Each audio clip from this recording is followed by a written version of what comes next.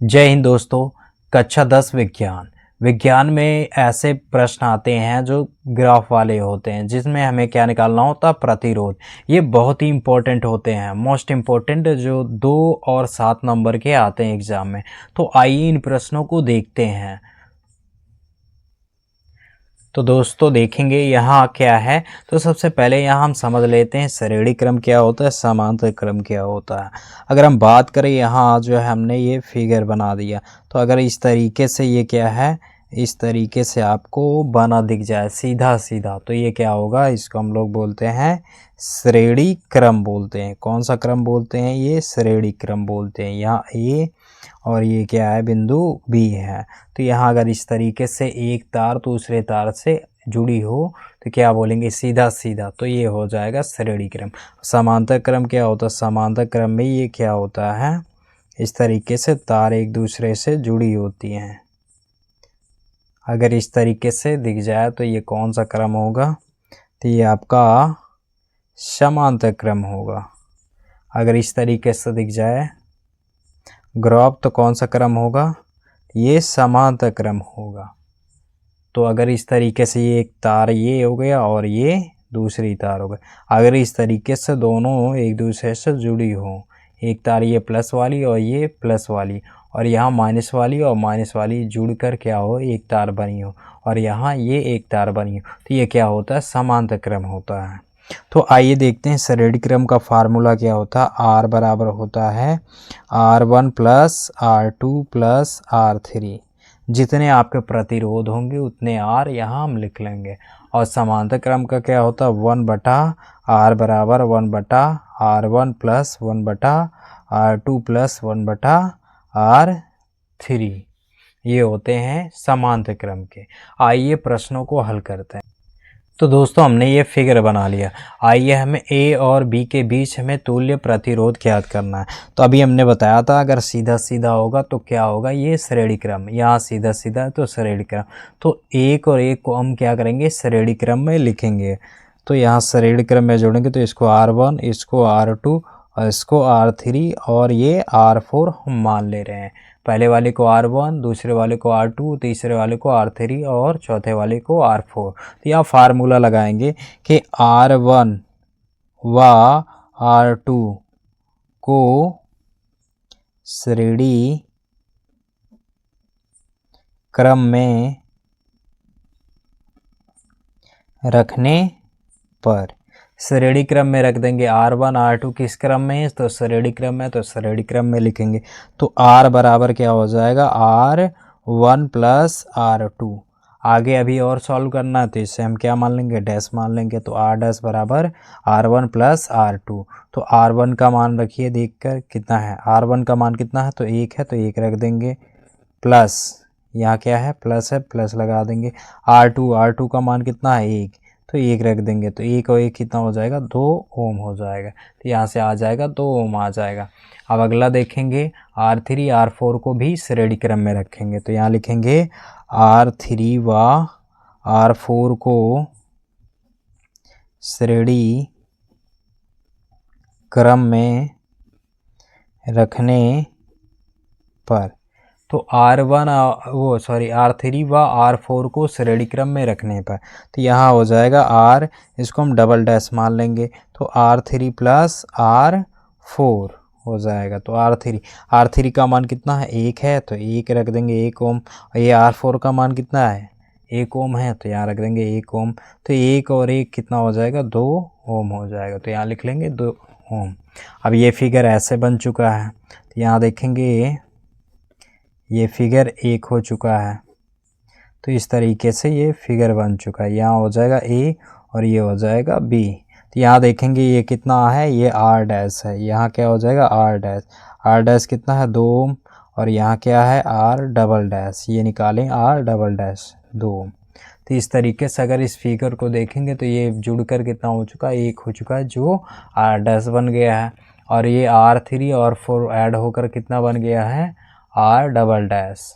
तो अब इसको हम हल करते हैं। तो यहाँ लिखेंगे R डैश और R डबल डैश, इस कौन सा क्रम है, तो ये समांतर क्रम में है। तो लिखेंगे R डैश व R डबल डैश को समांतर क्रम में रखने पर तो समांतर क्रम का फार्मूला क्या होता है, 1/r बराबर 1/r डैश है। यहाँ क्या माने r डैश, तो r डैश रख देंगे प्लस 1 क्या हो जाएगा r डबल डैश।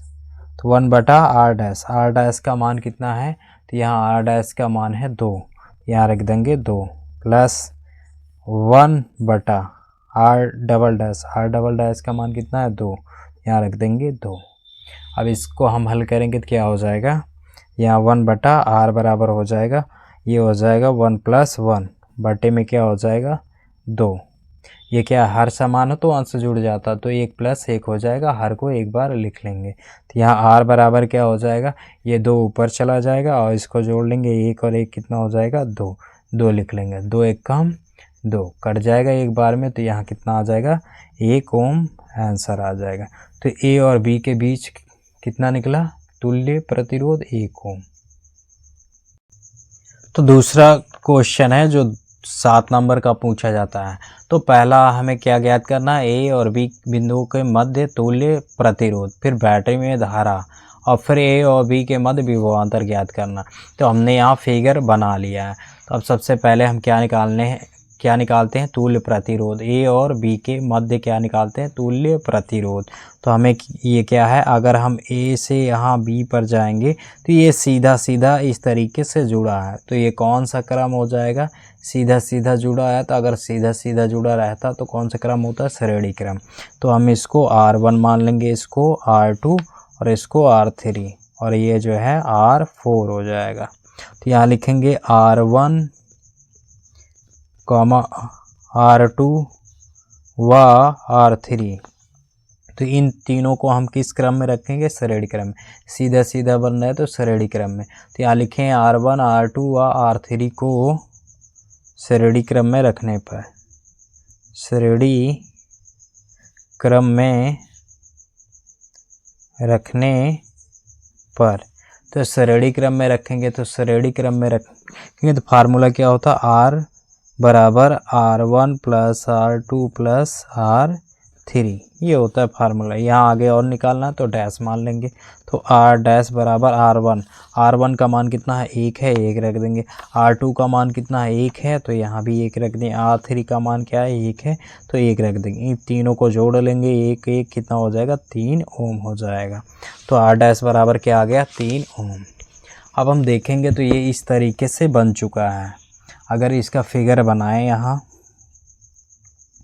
तो ये 1 हो चुका है,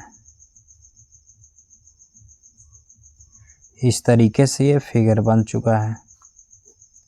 तो यहाँ ये इस तरीके से फिगर बन चुका है। यहाँ इनको जोड़ने पर, तीनों को जोड़ने पे क्या आया है 3 ओम आया। ये R डैश है और ये 3 ओम दे रखा है, R4 का मान है। अब हमें किस में रखना है, ये A है और ये B है। अब इसको हम किस क्रम में रखेंगे, तो ये समांतर क्रम में। तो देखेंगे एक दूसरे से यहाँ जुड़ा हुआ, ये तार जुड़ी हुई, ये तार जाके, तो ये कौन सा क्रम बन गया, समांतर क्रम। तो यहाँ लिखेंगे R डैश व R4 को समांतर क्रम में रखने पर, समांतर क्रम में रखने पर यहाँ हो जाएगा 1/r बराबर 1/r क्या है डैश है प्लस 1/r4 है। यहाँ मान रखिए 1/r बराबर 1/r डैश, r डैश का मान कितना है 3, तो 3 रख देंगे प्लस 1/r4, r4 का मान कितना है 3 है, तो 3 रख देंगे।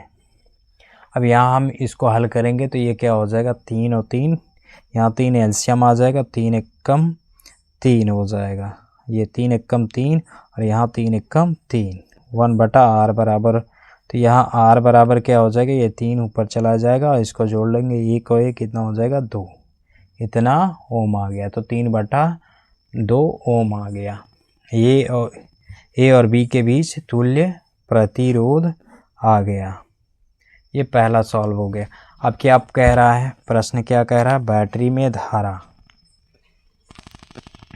तो तुल्य प्रतिरोध आ गया। अब दूसरा कह रहा है बैटरी में धारा, बैटरी में धारा, तो V बराबर होता है, ओम का सूत्र होता है V बराबर आई आर।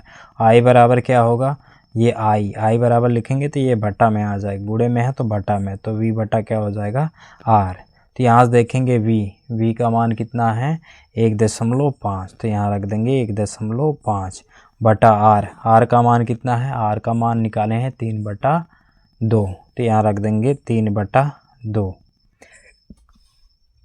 ये 2 क्या हो जाएगा ऊपर आ जाएगा, तो I बराबर हो जाएगा 1/5 और ये हो जाएगा गुणे में 1.5 और ये ऊपर जाएगा तो गुणे में हो जाएगा, तो 1.5 गुणे 2 और बट्टा में क्या बचेगा ये 3, इसका गुणा कर दीजिए, तो गुणा करेंगे तो ये हो जाएगा 15 दूनी 30 और एक अंक के बाद दशमलव बटा 3, ये हो जाएगा 3 बटा, ये दशमलव 3 के बाद किसी संख्या के बाद दशमलव 0 है तो ये 0 का कोई महत्व नहीं, तो ये क्या होता है 3 बटा 3 हो गया, 3 एकम 3, यहाँ से क्या आ गया 1 एम्पियर धारा आ गया, तो 1 एम्पियर क्या आ गया धारा, 3 एकम 3 काट देंगे तो 1 एम्पियर धारा आ जाएगा। अब अगला क्या है, अगला कह रहा है ए और बी के मध्य विभवांतर, ए और बी के मध्य विभवांतर, तीसरा है ए और बी के मध्य विभवांतर यानी V बराबर क्या होता है आई आर, ओम का सूत्र होता है V बराबर आई आर। आई का मान कितना निकालें 1, तो V बराबर यहाँ 1 रख देंगे। आर ए और बी के बीच, ए और बी के मध्य क्या निकाले हैं प्रतिरोध 3/2, तो यहाँ रख देंगे 3/2, इससे गुणा करा देंगे 1 से तो ये आ जाएगा 3/2, इन्हें भाग देंगे तो भाग करेंगे 3 में 2 से भाग करेंगे तो 2 एकम 2, एक बार जाएगा यहाँ 2 आएगा, घटाएंगे 1 नहीं जा रहा, दशमलव लगाओ यहाँ 0, तो 2 पंचे 10, 5 बार में चला जाएगा, तो यहाँ आ जाएगा 1.5 वोल्ट। ए और बी के बीच क्या आएगा 1.5 वोल्ट। तो दोस्तों ये तीसरा प्रश्न हमने नोट कर लिया है। तो ए और बी के मध्य दिए गए परिपथ का तुल्य प्रतिरोध ज्ञात कीजिए। तो हमें क्या ज्ञात करना है, ए और बी के बीच तुल्य प्रतिरोध। तो हमने ये क्वेश्चन नोट कर लिया, आइए हल करते हैं। तो सबसे पहले देखेंगे ये कौन सा क्रम में है, तो समांतर क्रम में। तो इसको हम क्या मान लेंगे R1 मान लेंगे, इसको R2 और इसको हम मानेंगे R3 मान लेंगे। तो इसको R1 R2 R3 मान लेंगे। तो हमें क्या करना है, R1 और R2 को समांतर क्रम में रखना है, ये समांतर क्रम है। तो R1 व R2 को समांतर क्रम में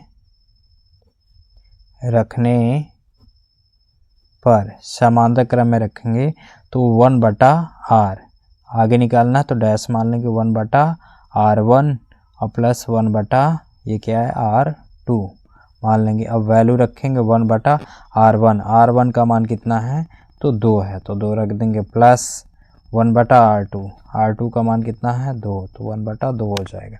हर समान है तो ये क्या करेंगे 1/R डैश बराबर, यहाँ क्या एलसीएम कितना आएगा 2 आ जाएगा, एलसीएम 2 आ जाएगा। अब ये क्या होगा 1 + 1 हो जाएगा, 2 एकम 2, 2 एकम 2, तो 1 + 1, तो यहाँ हो जाएगा R डैश बराबर लिखेंगे, ये 2 ऊपर चला जाएगा, बटा में ये क्या होगा बटे में 1 + 1 जोड़ लेंगे, हो जाएगा 2, 2 एकम 2, तो यहाँ से कितना आ जाएगा R डैश बराबर आ जाएगा 1 ओम। अब ये फिगर कैसे बन गया है, तो ये फिगर सीधा ऐसे बन गया, यहाँ ये है B और ये क्या है A। यहाँ देखेंगे ये क्या है 2 ओम है, तो यहाँ लिखेंगे 2 ओम, ये है R3 का मान और यहाँ जो है R डैश का मान, ये 1 होकर कितना आया R डैश का मान कितना है 1 ओम, ये R डैश है। अब इसको हम क्या करेंगे श्रेणी क्रम में लिखेंगे, तो यहाँ लिखेंगे R3 व R डैश को श्रेणी क्रम में रखने